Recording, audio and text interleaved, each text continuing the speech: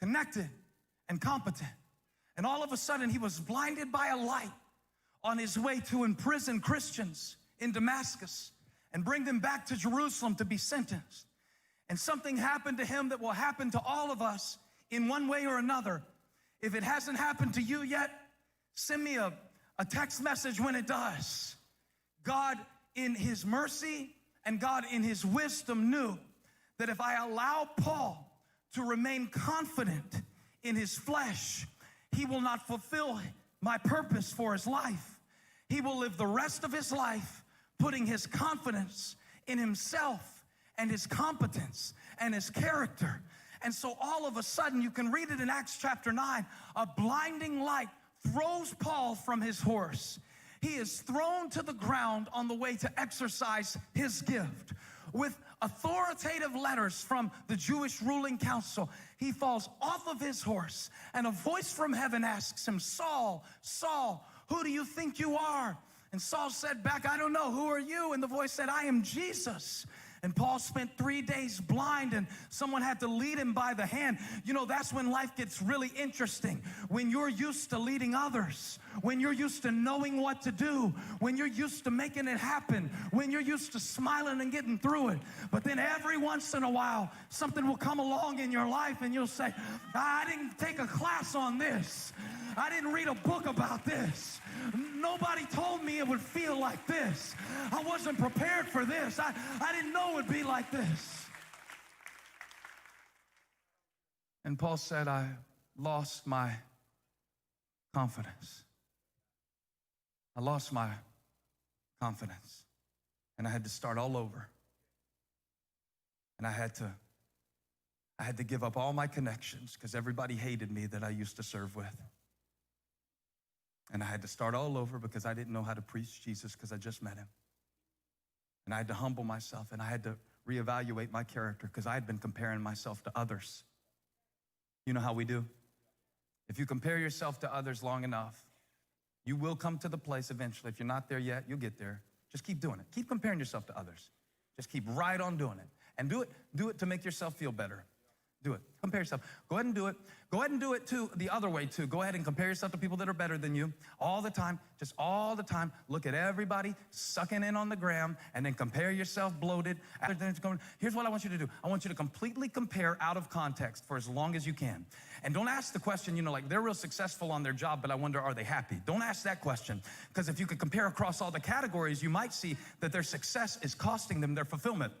But don't do that. Just compare, just completely take it all out of context and compare what people show you to what you can see, and don't take time to wonder what's really going on. And don't take time to stop and think about how they're so gifted and they're so wonderful. Just compare yourself to them until you feel so terrible that the only place left for you to go, the only thing left for you to conclude, the only thing left for you to do is to fall down off your horse and say, God, I'm sick of myself. I'm sick of false standards. I'm sick of worldly measurements. I'm tired of my flesh. I'm tired of keeping up. I'm tired of falling short. I'm tired of looking around. And in that moment,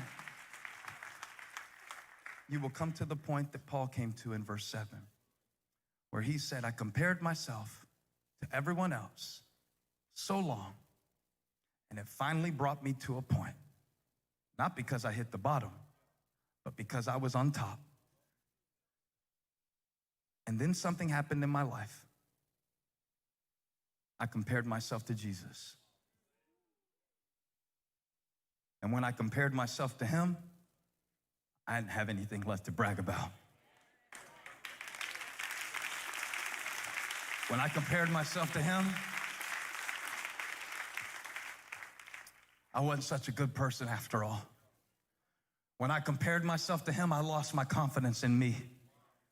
I lost my confidence in how nice I am, and how sweet I am, and how polite I am, and how educated I am. When I compared myself to the fullness of wisdom that was revealed in Jesus Christ, I didn't bring up my IQ anymore, and I didn't show him my SAT scores. When I compared myself to him, my posture changed. When I compared myself to him, I quit trying to be first place in a race that I realized I couldn't win. When I compared myself to him, I fell off my horse and I was led by the hand.